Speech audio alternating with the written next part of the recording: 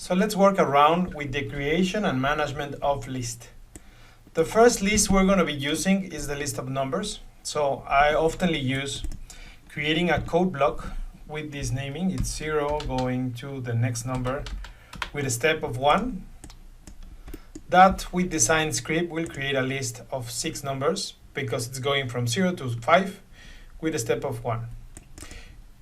If we change a little the code and add a hash, that makes the sequence different because now there are 5 elements going from 0 with a step of 2. And the last one, if we mix it, it's using the hash at the end. So that, not at the end, at the end. So we'll go from 0 to 5 with just 2 numbers. So these 3 types of lists are already creating a set of numbers. We can also do that if we double click and create some braces, some brackets actually, and they can go from 1, 5, 6, 4. It doesn't actually really matter from that order. It will create the 6 elements apart. If we do the same thing with elements with quotations, so test 1, test 2, test 3.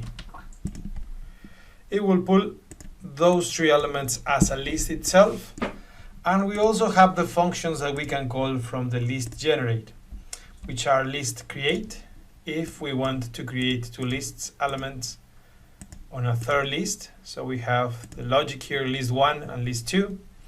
If we use a list join instead, what it will happen is that now the list get combined into one single list.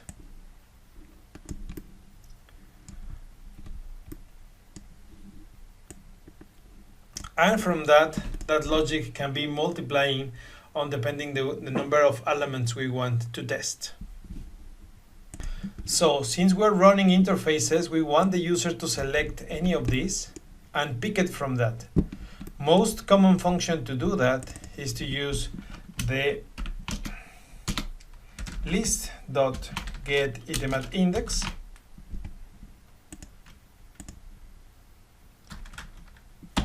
In which we can call the list from the index, but need to call it from the type of list we have. Yeah, I need to be from a list.